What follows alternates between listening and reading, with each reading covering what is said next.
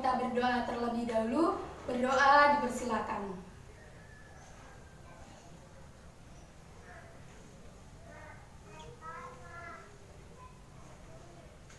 Berdoa selesai. Apa kabar teman-teman hari ini? Alhamdulillah baik. Alhamdulillahirobbilalamin. Sebelumnya kalian di sini sudah saling kenal? Sudah. Tapi berhubung saya belum kenal, nanti kita perkenalan terlebih dahulu ya. Ada kata pepatah, tak kenal maka tak sayang. Jadi alangkah baiknya kita perkenalan terlebih dahulu. Dimulai dari saya Ikromah Lufafi. Kalian bisa panggil Ibu Ikromah. Saya Arifia Azhara, biasa dipanggil Yaya. Saya Lydia Kamunatifah, biasa dipanggil Lydia. Saya Tifa Tidanara, biasa dipanggil Tifa. Oke, berarti Mbak Yaya, Mbak Lydia, dan Mbak Diva ya. Sebelumnya kalian di sini sudah pernah ada yang mengikuti konseling kelompok? Belum. Jadi belum tahu apa itu konseling kelompok atau Belum. sudah tahu? Belum. Oh, belum. Oke. Di sini saya akan menjelaskan terlebih dahulu ya sedikit tentang apa itu konseling kelompok. Konseling kelompok itu adalah layanan bimbingan dan konseling yang memungkinkan anggota kelompoknya mendapatkan kesempatan untuk membahas dan mengentaskan permasalahan yang dialaminya menggunakan dinamika kelompok gitu. Bisa dipahami teman-teman? Bisa. Oke, selanjutnya itu di dalam konseling kelompok itu ada beberapa akses yang harus kita patuhi nih teman-teman. Nanti yang pertama itu ada asas keterbukaan. Jadi silakan nanti teman-teman di sini bisa menceritakan permasalahannya dengan seterbuka mungkin. Semakin teman-teman ini terbuka, maka semakin mudah kita dalam mencari solusi permasalahan seperti itu ya teman-teman. Kemudian yang kedua itu ada asas kerahasiaan. Jadi nanti teman-teman jangan khawatir ketika nanti teman-teman sudah menceritakan permasalahannya, kita bahas di konseling kelompok ini nanti tidak akan tersebar ke orang lain. Jadi cukup kita berempat dan Allah saja yang tahu, seperti itu ya teman-teman. Jadi nanti dimohonkan untuk anggota kelompok itu jangan sampai ada yang menceritakan ke orang lain seperti itu ya. Yang selanjutnya itu ada asas kegiatan. Nah nanti teman-teman ini diharapkan bisa mengikuti konseling kelompok dari awal sampai akhir seperti itu. Dan yang selanjutnya itu ada asas kenormatifan. Ketika nanti ada yang berpendapat, silakan teman-teman ini bisa menghargai pendapat antara satu dengan yang lainnya seperti itu ya. Dan yang terakhir itu ada asas kesukarelaan. Di dalam konseling kelompok ini diharapkan tidak ada paksaan dari pihak lain dalam mengikuti konseling kelompok. Nah, di sini teman-teman apakah sudah sukarela atau ikhlas mengikuti kegiatan konseling kelompok di hari ini? Sudah. Alhamdulillah juga sudah. Berarti sudah sukarela ya, sudah memenuhi asas kesukarelaan ini. Nah, selanjutnya itu ada aturan permainan dalam konseling kelompok teman-teman. Nanti ketika teman-teman mau berpendapat atau mau bertanya itu silakan nanti angkat tangan terlebih dahulu dan saya akan mempersilahkan teman-teman untuk bertanya ataupun berpendapat seperti itu ya. Dan ketika nanti ada temannya yang sedang berbicara itu jangan sampai ada yang memotong pembicaraannya dan dimohonkan untuk didengarkan terlebih dahulu seperti itu ya teman-teman. Sepakat ya? Iya. Sepakat. Paham ya? Paham. Oke. Dan di sini kita hanya memiliki waktu kurang lebih 15 menit teman-teman. Semoga cukup ya teman-teman. Iya, Bu.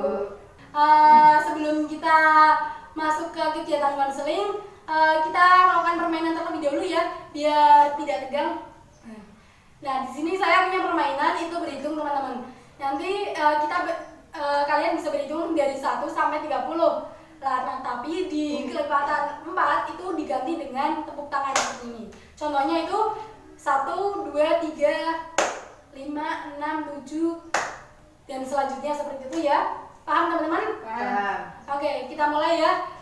Dimulai dari Mbak Yaya. 1, 2, 3, 4, 5. Oke, di sini berarti ada yang belum fokus ya teman-teman ya. Iya.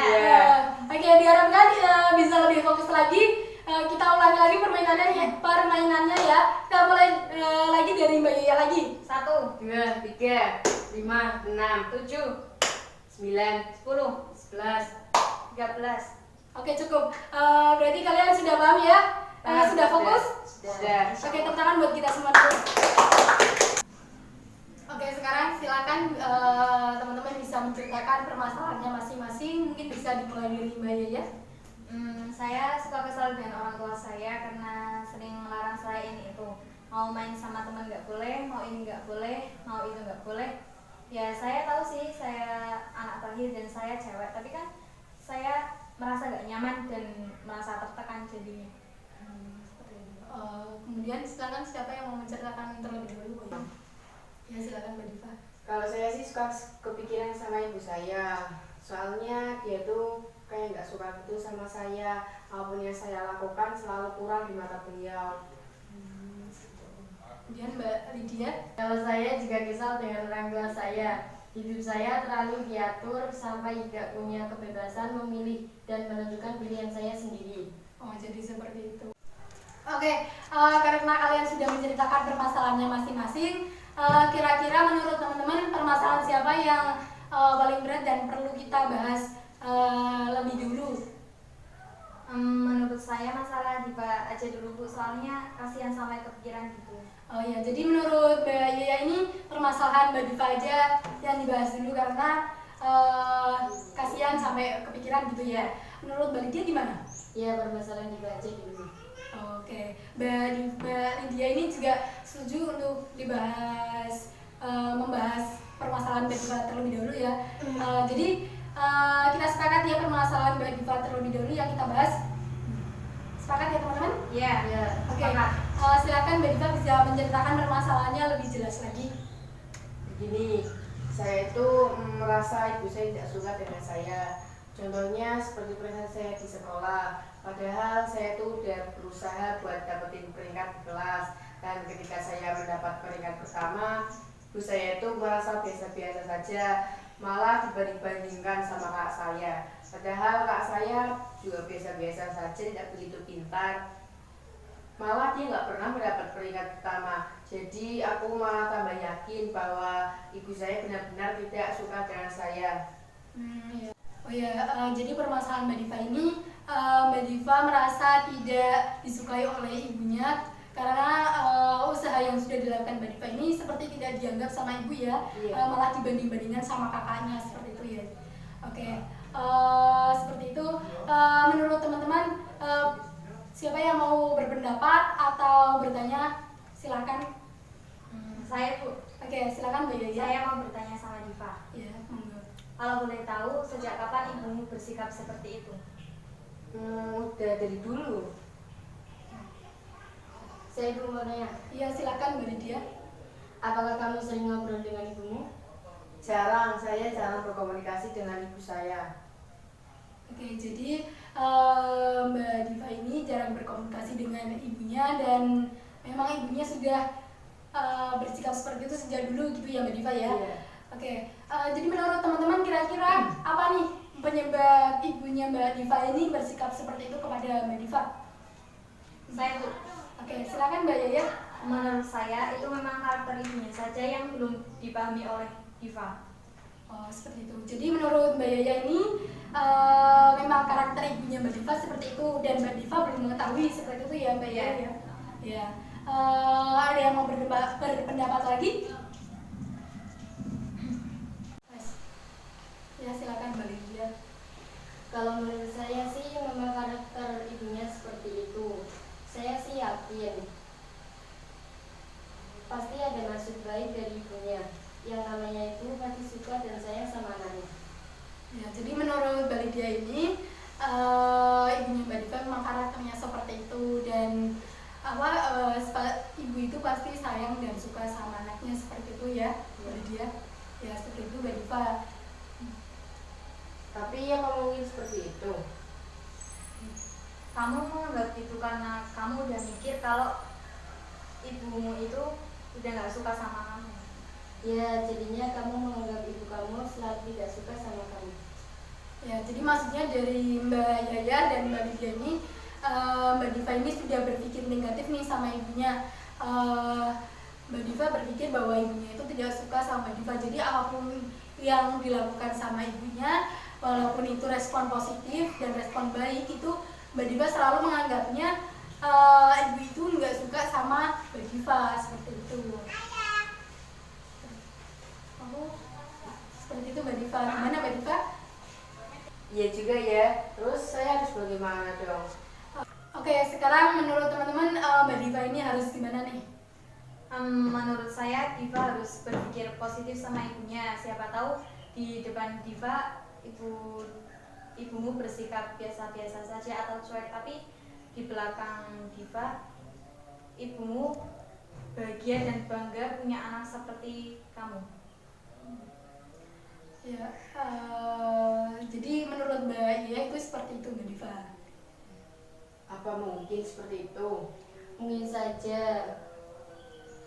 Jadi ibumu mungkin saja bisa jadi ibumu sering bangga-banggain kamu di depan teman kerjaannya. Oke, menurut Mbak Yaya sama Mbak Lydia ini, Mbak Diva ini harus berpikir lebih positif lagi ya. Kemudian kira-kira apa lagi nih teman-teman yang bisa dilakukan sama Mbak Diva untuk menangani masalahnya Mbak Diva ini? Ya silakan Mbak Lydia. Menurut saya, Diva juga harus sering berkomunikasi dengan ibunya agar mengetahui antara satu sama lain. Ya, jadi menurut Mbak Lydia ini berkomunikasi dengan ibunya ya Mbak Lydia ya. Iya. Itu contohnya gimana Mbak Lydia biar lebih jelas lagi seperti itu? Misalkan ketika sore atau malam hari sedang berkumpul dengan keluarga atau bersama ibu, menceritakan kegiatan apa saja yang dilakukan hari ini. Oke, jadi bisa dengan menceritakan kegiatan di setiap harinya seperti itu ya Mbak Lydia ya. Ya. Sering-sering berkomunikasi dengan ibunya seperti itu. Ya, kemudian ada pendapat lain? Saya Bu, Oke, silakan Mbak Iya. menurut saya Diva harus sabar dan tidak boleh putus asa dan berhenti berusaha untuk memberikan yang terbaik untuk keluarga, terutama ibunya. Diva sayang kan sama ibu? Iya sudah pasti sayang sekali. Ya, jadi menurut Mbak Yaya ini juga ada sabar dan jangan putus asa, harus tetap berusaha seperti itu Mbak Diva. Kemudian ada pendapat lain lagi, silakan teman-teman. Cukup, Mbak Yaya masih ada lagi? Cukup. Oke, cukup. Berarti bisa disimpulkan bahwa solusi dari teman-teman nih untuk permasalahannya Mbak Diva itu yang pertama adalah berpikir positif terhadap ibunya ataupun siapapun itu ya. Jadi sama orang lain itu kita harus berpikir lebih positif lagi, karena apalagi sama ibu, karena kita ketahui bahwa ibu itu pasti sayang dan suka sama semua anaknya seperti itu ya. Yang kedua itu Mbak Diva harus rajin berkomunikasi nih sama ibunya. Yang tadinya jarang berkomunikasi sekarang bisa dilatih lebih sering berkomunikasi. Tadi sudah dicontohkan sama Mbak Lydia itu, misalkan di setiap hari Mbak Diva bisa menceritakan kegiatan Mbak Diva di hari ini gitu. Nah, memang komunikasi ini salah satu kunci dari terpecahnya suatu masalah. Nah, kemudian yang terakhir itu sabar dan jangan berputus asa. Mbak Diva harus sabar dalam menghadapi kenyataan yang ada, dan Mbak Diva jangan sampai nih putus asa dan harus tetap berusaha untuk memberikan yang terbaik untuk keluarga, terutama untuk ibu Mbak Diva, dan buktikan bahwa Mbak Diva itu memang pinter gitu. Kemudian ini berarti sudah selesai ya. Gimana Mbak Diva? Mbak Diva sudah bisa menerima pendapat dari teman-teman? Oke Bu, bisa diterima dan saya akan mencobanya. Ya, alhamdulillah juga bisa diterima dan Mbak Diva sudah ada niatan nih buat mencobanya. Saya yakin pasti Mbak Diva bisa melakukannya di dunia nyata seperti itu. Karena ini waktunya masih ada, untuk permasalahan Mbak Yaya dan Mbak Lydia, gimana nih, mau dibahas kalian atau gimana? Gimana Mbak Lydia sama Mbak Yaya? Dari pembahasan ini saya udah bisa ambil solusi dari masalah saya. Saya juga harus berpikir positif sama orang tua saya. Mungkin ini salah satu bentuk kasih sayang orang tua saya sama saya. Ya, alhamdulillah kalau Mbak Iya ini sudah bisa mengambil kesimpulan dan mengambil solusi nih dari pembahasan kita tadi untuk permasalahan Mbak Yaya. Berarti permasalahan Mbak Yaya bisa dibilang selesai ya Mbak Yaya ya? Ya, Oke. Kemudian dari permasalahannya Mbak Lydia gimana Mbak Lydia? Saya sadar Bu kalau orang tua saya sayang sama saya dengan cara seperti itu, tapi saya juga ingin mengambil keputusan sendiri dengan pilihan saya sendiri. Oke, jadi Mbak Lydia ini sudah tahu nih bahwa orang tuanya itu memang sayang sama Mbak Lydia dengan caranya yang seperti itu gitu ya Mbak ya. Tapi Mbak Lydia juga pengen nih ngambil keputusan sendiri tanpa orang tua yang ngambil keputusan. Jadi sesuai dengan pilihannya Mbak Lydia seperti itu ya Mbak Lydia ya. Ya, Nah nih buat teman-teman, gimana nih caranya Mbak Lydia biar bisa memilih sesuatu sesuai dengan keinginan Mbak Lydia dengan pilihannya Mbak Lydia seperti itu. Gimana teman-teman? Ada yang bisa berpendapat? Oh ya silakan Mbak Diva. Menurut saya Bu, Lydia harus meyakinkan orang tuanya.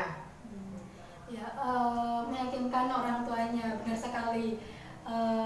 Meyakinkan orang tuanya itu dengan seperti apa Mbak Diva?